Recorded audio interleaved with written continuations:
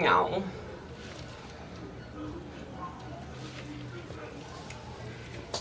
Eu acho que nosso principal objetivo alimentar deve ser devorar os nossos inimigos.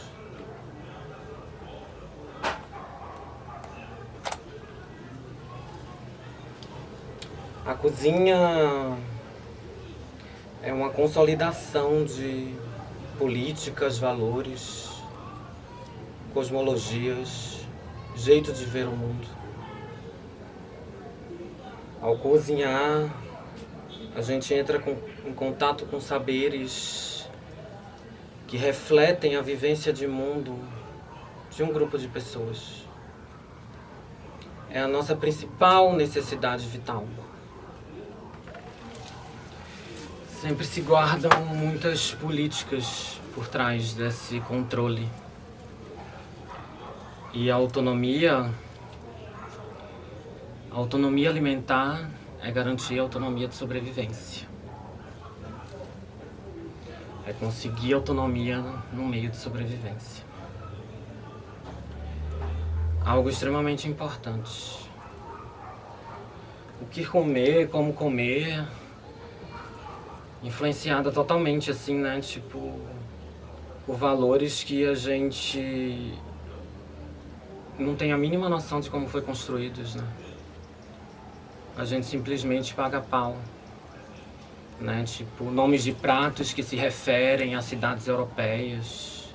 Que merda é essa? Né? É muito interessante a gente perceber como várias políticas alimentares do dia a dia cruzam nosso cotidiano e a gente simplesmente não consegue compreender o poder de articulação que isso tem para manter as coisas no seu modus operandi habitual. Então, a solução de fato é coletiva, né? A insurreição alimentar, assim, tipo, ela seria exitosa no sentido de trazer pessoas com esse tipo de acesso, né? Essa soberania de sobrevivência, essa autonomia de sobrevivência, assim. E, acima de tudo, né, tipo, não permitir se deixar ser controlado por essas engrenagens, né. É muito complicado quando a gente, enfim, reflete sobre vários temas, né, ligados à alimentação.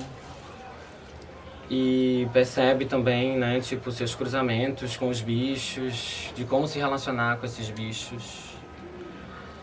E dentro disso, né, entender também que, não sei, o veganismo também não dá conta de falar sobre isso, né, sobre a relação de devorar corpos. É muito engraçado a gente perceber que isso faz parte de um comportamento animal e que a gente precisa lidar com eles. Então quem coma carne, que coma a mesma espécie. Se alimente do seu colega supremacista. Deem carne supremacista para alimentar os urubus. Afinal de contas é uma guerra.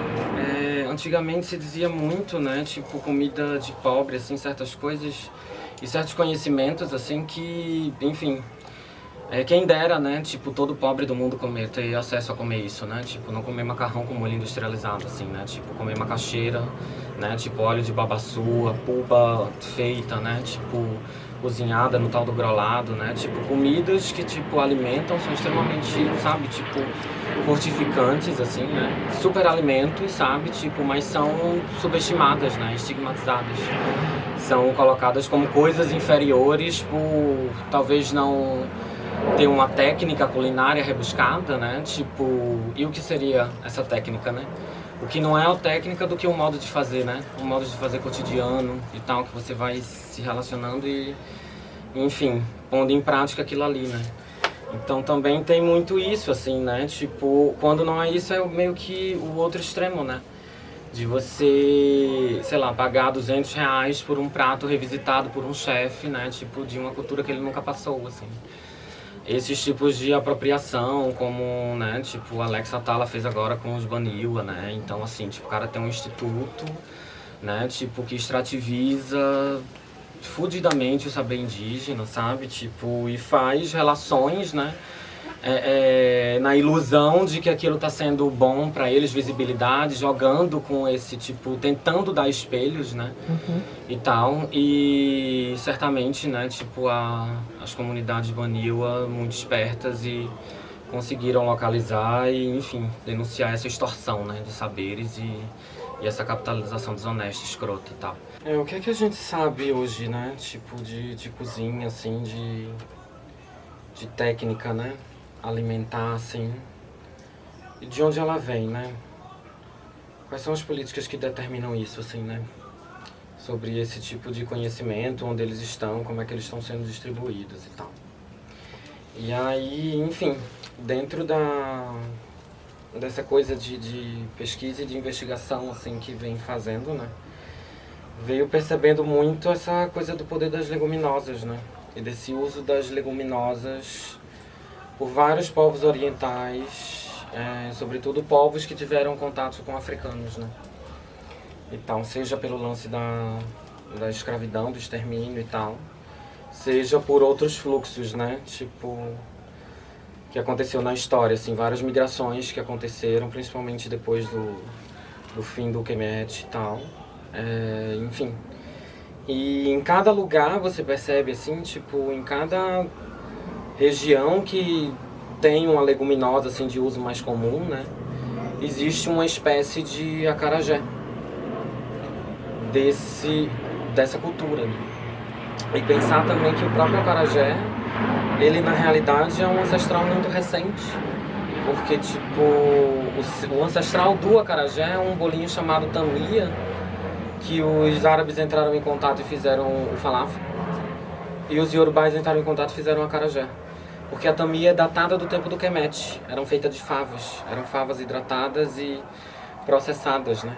Ainda hoje em Angola, em Moçambique, mulheres tipo, têm a prática de mexer esse feijão no pilão com a mão, assim, né? Então isso guarda uma riqueza muito foda, sobretudo as possibilidades que você tem como usar na cozinha com essas técnicas, né? Tipo, com a fermentação das leguminosas, né? Tipo, elas enquanto massa e tudo mais, assim. Fazer panqueca com elas, fazer doce com elas, né? Tipo, enfim, usos profundos, né?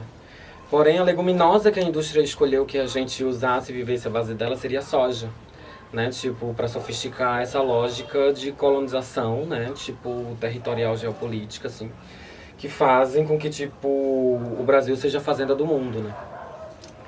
Então, essa relação latifundiária que foi a base da nossa escravidão, né? Tipo, essa monocultura nojenta, escrota, né? Tipo, essa mão de obra escravista, exterminadora de pessoas negras indígenas, assim.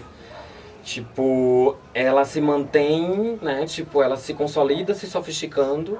E agora, sobretudo, né? Tipo, falando em alimentos de plantas. Coisas que elas já dominam, né? Tipo, uma biotecnologia muito grande disso, assim, né?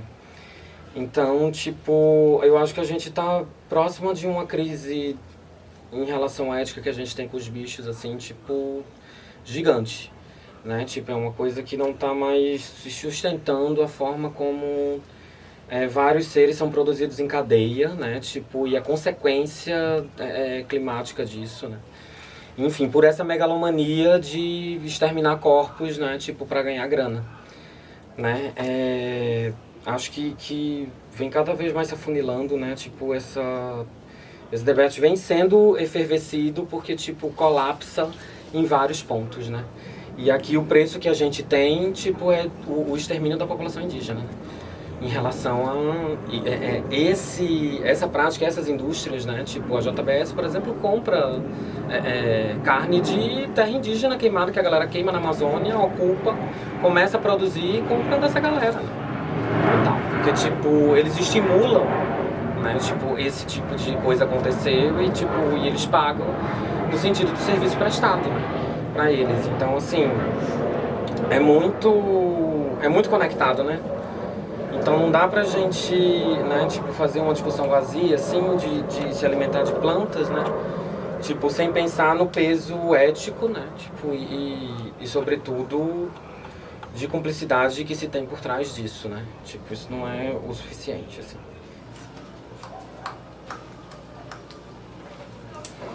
A gente tá aqui com uma coisa que é uma riqueza. É algo assim, sem palavras, né? Pra pensar a relação, a nossa história e tudo mais, né? Que é esse feijão macaça, que a gente conhece aqui como macaça. Porém, esses dias eu tava vendo um grupo de africanos chamados Nyam-Nyam. Nyam-Nyam ou, sei lá, algo Nyam-Nyam. E eles eram temidos pelos árabes porque eles eram canibais. Eles devoraram os árabes. É uma referência que a gente não conhece muito. Tem algumas referências poucas, né? Tipo em outras línguas hegemônicas, eurocêntricas. Porém deve ser muito conteúdo em árabe. E a gente pode fazer um resgate de devorar os inimigos e imaginar isso aqui como rins de fazendeiros. É importante a gente estar refletindo sobre a nossa capacidade real de devorar nossos inimigos, para que a gente consiga se insurgir e consiga impedir o extermínio degeneralizado que vem sendo cometido em nome da riqueza desse povo. Testículos de homens brancos, a gente consegue ir com temperos muito especiais, né? Essa aqui, né, a gente encontra, sempre sabe de encontrar em qualquer lugar, dispensa apresentações. E uma espécie de fígado de cardeais cristãos, pastores e etc. Pessoas responsáveis pela força psicológica para a legitimação do extermínio da nossa população. Temos aqui tudo raladinho, tá? Ralamos tudo isso. Fígado aqui, maravilhoso, todo em cubinhos. Os testículos também, tá? Bem picadinho. Hoje a ideia é a gente fazer uma torta de acarajé. Essa torta ela foi muito mágica, assim, tipo, na minha história, porque ela me reconectou com o fazer da minha família, que tava bem perdido, né? Tipo, hoje em dia, ninguém da minha família faz isso, só eu. E não faz por várias questões, né? A igreja é uma delas, né? A demonização do acarajé, né? Tipo, a coisa o estigma que se traz nisso, embora tenha muito crente também que tá querendo se aproveitar disso, né? Chamado de bolinho de Jesus e tal. Isso mais na Bahia, né? Mas aqui você vê várias crentes brancas, né? No centro da cidade, tipo, vendendo acarajé, né? Tipo, como modo de vida. Interessante a gente pensar nessas coisas. Eu comecei a conquistar definitivamente assim, minha autonomia financeira a partir da torta de acarajé, especificamente. Foi um saber, uma ligação com esse feijão que eu tive, que, enfim, tá presente na história da minha família, e eu fiz do meu modo, né? Tipo, eu fiz do modo que fazia sentido pra minha vida naquele momento. E aí, tipo, é como se fosse uma massa de acarajé assada no forno, né? Tipo, com recheio no meio. E também é interessante pensar porque tem várias formas, né, de se fazer o acarajé, né? Aqui em Recife, por exemplo, a gente vê de um outro jeito completamente distinto do que é feito na Bahia, mas ao mesmo tempo também a gente, sem desconsiderar, né, tipo, a beleza, né, tipo, do acarajé, né, tipo, frito no dendê, feito com feijão sem pele, né, com todo o trato, muitas vezes batido na mão, né, que tipo, criar o ponto, né, da espuma na mão ali, né, é uma coisa assim que eu acho que é impressionante, sabe, tipo, sobre conhecimento culinário e tal. Então, a ideia é fazer essa torta com esses temperinhos inspirados na Nham-Nham e, enfim, isso aqui a ideia é bater no liquidificador com cebola e alho, né, tipo, aqui eu faço essa coisa com feijão sempre com cebola e alho, porque dá um gosto, assim, pra mim, excelente. O feijão tem que ficar de molho no mínimo 8 horas. Esses feijões, eles guardam um certo tipo de gás, né? Umas substânciazinhas que são meio pesadinhas pro corpo, né? Dá uma estufaçãozinha. Então, às vezes é bom. Quanto mais você deixar de molho, mais você vai deixar essas substâncias na água. Essa coisa do liquidificador, ela é importante. Eu já tive vários liquidificadores. E às vezes não dá pra bater essa massa em qualquer liquidificador. Mas, pra fazer a acarajé, né? Mas como essa é uma torta, ela vai mais um pouco de água. Então ela é tranquila assim pra bater. Dá pra bater no mais simples liquidificador. Então. E aí a ideia é essa também, né? Porque é uma torta muito fácil de fazer. É uma coisa assim, tipo, uma alimentação super nutritiva, né? Tipo, é pura proteína vegetal ali. E, enfim, você pode comer ela de diversas formas, né? Como forma de sanduíche, né? Tipo, você pode colocar ela como recheio de um pão. Você pode comer ela sozinha, pode comer com arroz, né? Tipo, enfim. Café da manhã cai super bem, né? Então, assim, ela é muito versátil. E com essa massa você também consegue fazer muitas coisas, sabe? Tipo, pode botar açúcar e leite de coco. Fica uma coisa doce, sabe? Tipo, a ideia também é um pouco de substituir essas coisas do dia a dia que a gente come por esse trigo refinado, né? Tipo, que é um símbolo, né? Tipo, da colonização alimentar contemporânea, assim, né? A partir da indústria e tal, depois da soja, obviamente. Mas o feijão, enfim, além dessa conexão, né? A gente tem uma relação muito próxima com a agricultura familiar a partir do cultivo desse feijão, né? Então é muito fácil a gente conhecer gente que planta esse tipo de feijão. Ele é um feijão que, tipo, se adapta muito bem a regiões áridas. Então, assim, ele, quando vindo de África, né, tipo, se conectou com o Nordeste numa forma de encontrar um solo e uma condição climática perfeita para existir, assim. Então, esse feijão, ele é maravilhoso, assim. Maravilhoso e dá pra fazer várias coisas com ele. Você bota cebola. Eu gosto de botar sempre 3 dentes de alho. Sal. Óleo. Óleo assim, ó. Nada assim, ó. Água. O nível de água que a gente coloca é o nível de água na altura do grão, tá? Isso vai ajudar a bater. E também não é uma torta que você precisa bater, tipo, ficar bem batida. Pode ser uma coisa super pra se comer no dia a dia, assim. E aí, primeiro, assim, às vezes é legal eu pulsar.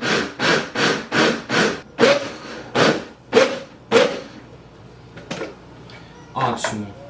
E aí, tem que ver essa textura aqui. Agora eu tenho que fazer o recheio.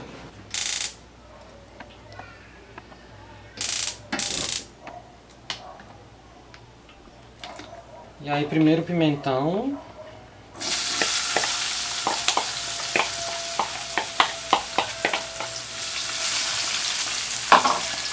Deixa tudo bem refogadinho, assim. Tipo, o pimentão tem que estar... Eu boto primeiro ele porque ele fica bem refogadinho, só com saborzinho. E logo na sequência a cebola. E aí quando estiver bem refogadinho, cebola.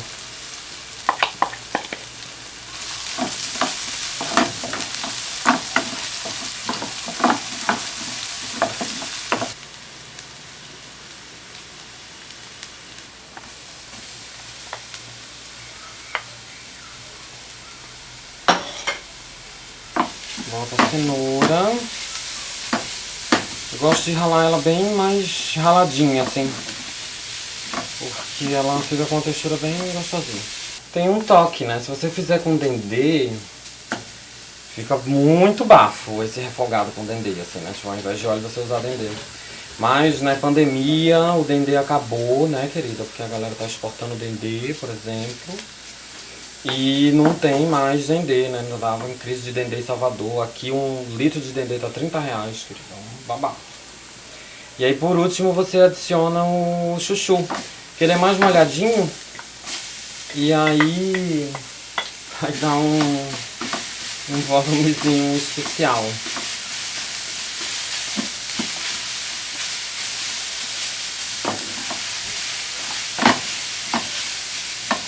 E aí esse é um tipo de refogado assim prático que dá pra comer com cuscuz.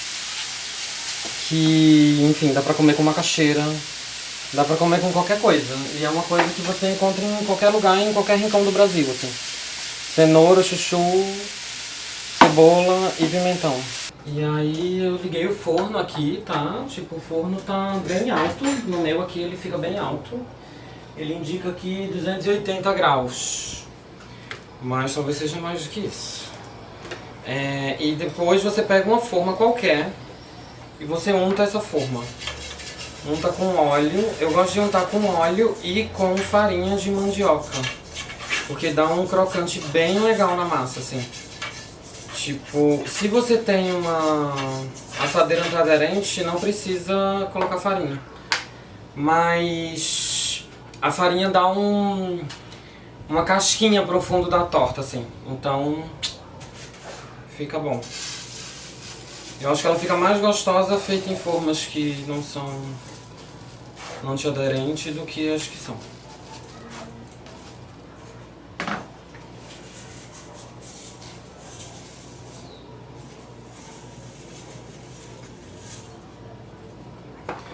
E aí você coloca uma parte da massa.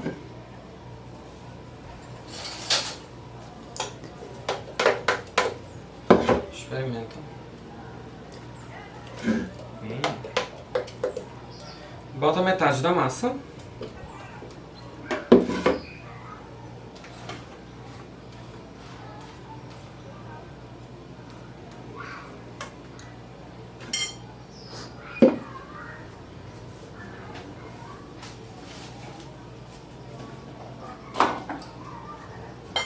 Bota metade do refogado. Aqui eu vou botar metade porque são duas tortas, né? Mas a ideia é botar o refogado, põe o refogado na torta.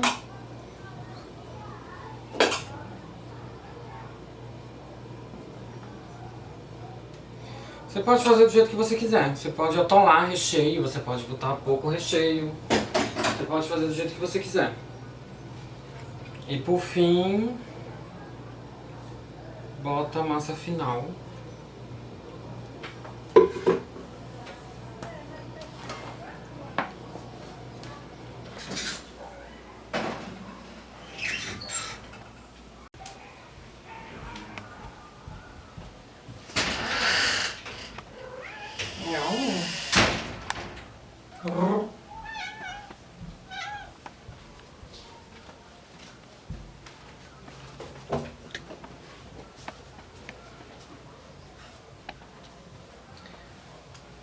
Sou Yari Bali, construtora dos Artes, uma iniciativa focada em fazer resgates de práticas alimentícias ancestrais e ao mesmo tempo atua em propagação de contra-informação. A dos Artes surgiu na minha vida como uma possibilidade de desenvolver autonomia financeira. Venda ambulante de comércio de alimentos. E uma coisa que sempre esteve ligada à minha história, né? Minha família, minha avó, minha tia, sempre trabalharam com isso. Então, eu sou uma espécie de atualização do que as gatas vinham fazendo. E dentro desse movimento, sempre surgem várias conexões e diálogos políticos, né? Entendendo a alimentação como um importante elo cultural, assim, de consolidação de ideias e de outras vivências, né? Outros fazeres.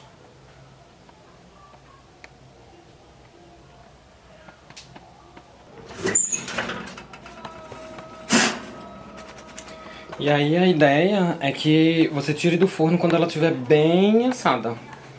Bem assadinha mesmo, assim. Então, e aí você vai experimentando também as texturas, né?